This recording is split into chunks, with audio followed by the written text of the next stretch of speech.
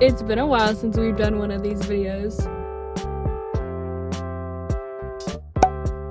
Hello everybody and welcome to today's video, where today, like I just said, we haven't done one of these in a while where we get Dutch Bros and I kind of just talk to you guys about what's going on in life, but I'm not really talking to you guys about what's going on in life right now or upcoming things. Today I am revealing my summer reading, where I don't know when this video is going up, and I kind of decided that I'm going, actually, I don't know, I haven't decided which channel I want to post this on yet.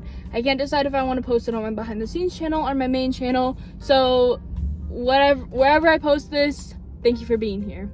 I was kind of leaning more towards posting this on my behind the scenes channel because what is coming before this is like Summer Diaries 4, I believe, where we went camping, or maybe, yeah, it was 4, and I revealed one of the books that I'm reading, but today I am revealing the whole series. And yeah, so without further ado, I am reading A Good Girl's Guide to Murder, the entire trilogy. It is about, we're in July right now, and I'm sorry guys, I have to turn the air conditioning on. It is too hot in here. I hope the sound doesn't bother you. Anyways, I'm reading A Good Girl's Guide to Murder by Holly Jackson, and I'm in love with it so far because I'm a huge Pretty Little Liars fan. And actually my friend Carly, she recommended this series to me because she knew I loved Pretty Little Liars. And also, if you know me, you know that I've been trying to finish Pretty Little Liars since 7th grade. 7th grade. So that was a very long time ago. And I finished it right. I knew I wanted to finish it before 2023 ended, and so I did that. So now I've completely finished Pretty Little Liars, and that's a whole story for another day. So, A Good Girl's Guide to Murder. So, the first book in the series. Also, okay, let me give a little backstory. So, the first book, originally I started listening to it on just an audiobook that I found on YouTube, because I read, but I don't read religiously, so it's hard for me to, like, it's easy to pick up a book, but it's hard to continuously read it and finish it. So this book I was actually able to read super quickly because I was able to listen to it, and then like at night when I'd go to bed too, I would like actually read it. But during the days, it definitely came in handy being able to listen to it at work when I did data entry or just other things.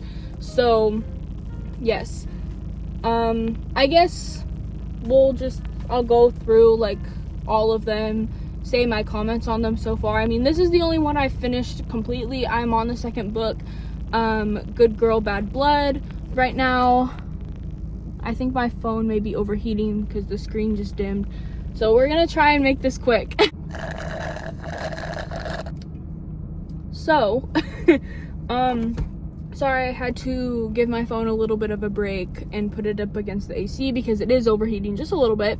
So, the first book, I thought it was super good. The first book had me hooked, basically. Like, I was listening to it every day and reading it every day, so I was able to finish this book super quickly, which probably was like a world record for me with reading and finishing books, similar to shows and movies as well. Like, I'm no better with shows or movies. Like, I can start one episode and then it takes me, again, Pretty Little Liars, started it in 7th grade, took me, I don't know, I graduated in 2022, do the math, right? Took me pretty long to finish the series, and even then I was never able to start watching it from the beginning and finish it all the way up to the end. I would always lose interest in like season 4, and literally at that point, when I picked up the show again, I was like, okay, I'm just gonna start from season 4 and finish it out. And then I was able to,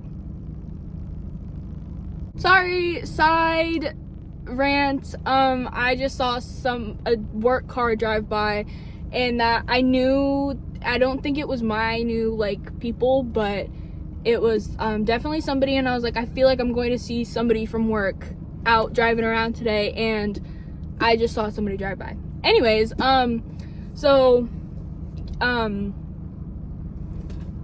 don't even remember. A Good Girl's Guide to Murder, book 1. So I really liked how this book was formatted. I really liked how it was written. Also, like, I really liked, let me try and find a specific example where, like, literally, like, I don't know if you can see it, just pages like this to where it was, like, different, and you felt like you were actually looking into, like, Pippa's, like, capstone project log, and just, like, I mean, I know I can't think of, as a writer myself, I would do the same thing. I have done the same thing, but it's like, I really just like how she formatted this book, edited it, and wrote it overall. I think in the first book, it definitely, like, a lot of things caught me off guard. The person who ended up killing Andy and Sal, I'm not gonna say who in case you want to read it, that truly threw me for a loop, because I was like, there's no way. And then the fact that, like, what ended up really happening, like, who killed Andy, I'm like, oh my god, I didn't even expect that. I mean, I started to pick up on it, but overall it made sense in a way. So I definitely recommend this book, and I think we should move on to Good Girl, Bad Blood. Okay, A Good Girl's Guide to Murder, Good Girl, Bad Blood. This book is, the cover and the pages I've kind of ruined. It has water damage because I brought it camping and I got it wet. So, yeah. So I'm about halfway through this book. I'm on chapter 24, and honestly, being so honest, I'm not loving it so far. I mean, I like the storyline. I'm following it. I definitely feel like I'm still very much in the story. I think it's just because, like, it's the first book, and sequels are very hard to follow. But I do think that, like, I do really love the concept of this book, how Pip now has a podcast, and how she's, like, I don't know, you just saw her character evolve, and I really do like that. And I really like how the story technically kind of picked up where it left off, but it's like a whole new story at the same time. I do think that because this is a sequel, it was done very well. I mean, obviously I haven't gotten to the end, I'm just halfway through, but so far I really like it. But I would say I like the first book more, and I'm kind of losing interest a little bit. I mean, I'm still reading it and listening to the audiobook, but at the same time, I'm not as eager to read it and find. Okay, let me just stop right here and say, so as of right now, editing this video, I'm on chapter 30, and that's because literally right after I filmed this video, the story picked up so much, and it got so good. I mean, like, it was good before, but it's like, I just said, like, I'm not too eager to keep reading. Now I can't stop reading this book, and I mean, I don't want to spoil anything, because it truly took that, like, A Good Girl's Guide to Murder turn, where I'm like, I said before that, or no, maybe I haven't gotten to this yet, but that everything is kind of just fitting into place too perfectly. But I love that Holly Jackson acknowledged that in a sense, and that's all I'm gonna say, because I don't want to spoil it.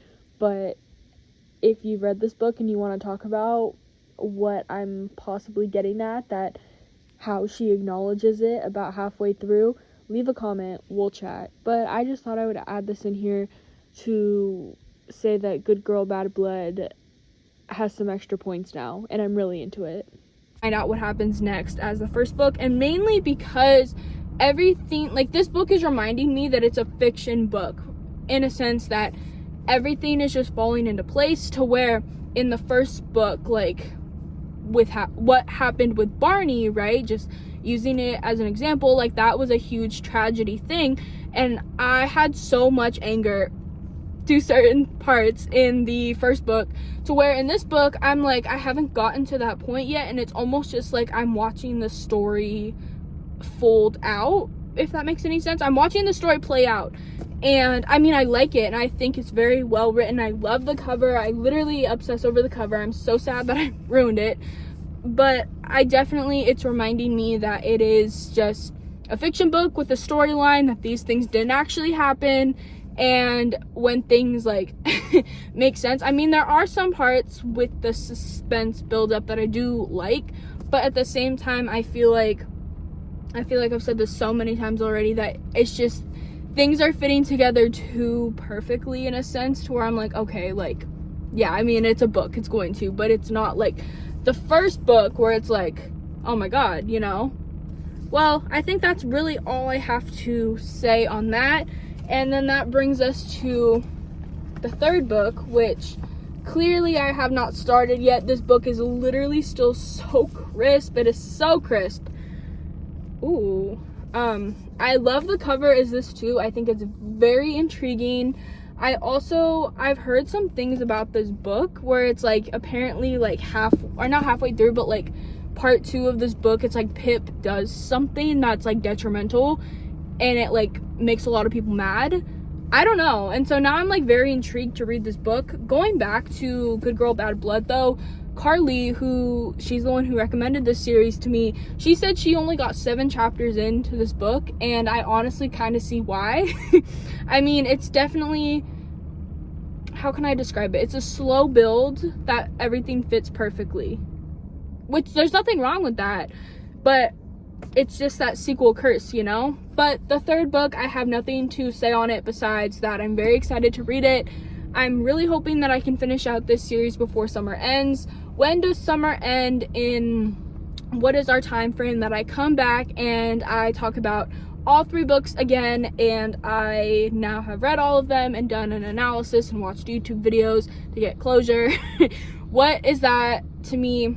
I would say when school starts again. So we'll just say by the end of August. That leaves me about 2 months to finish a book and a half, which I think is very doable. Although I don't have as much reading time or listening time at work anymore because we have a lot of new people that I'm in charge of kind of guiding and training. So I don't have as much me downtime where I can just sit at my computer doing data entry in a sense. So it's like, I don't have that freedom anymore. But there's always my commute time, which I might take advantage of using. But that's all I really have to say. A Good Girl's Guide to Murder. I've been wanting to talk about these books for so long. I've been wanting to sit down and do this video for so long, but I haven't. Hold on, I need a Dutch break. That's good. Oh, also I got what is this drink? A Palm Beach iced black tea. I'd never seen it before, but it looks so good, and so it is good. It's peach and pomegranate. You can't go wrong with that. That's all I really have to say. Thank you guys so much for watching. Make sure you check out all the links in the description. If you have read this series, please let me know, because oh my gosh, I completely forgot about this until just now. They're coming out with a mini series on Netflix, I think, which I think it's coming out pretty soon because they just released a trailer. So that gives me even more fuel to the fire to finish the series before to finish the trilogy before the series comes out. And then we can not only have this video, we can have my final closing remark video on this trilogy, and then watching the series, or even doing like a watch party. I think that would be fun. But anyways, thank you guys so much for watching. Make sure you check out all the links in the description. Make sure you like, subscribe, comment on whatever channel this may be posted on, and I will see you guys in the next video. Bye, y'all.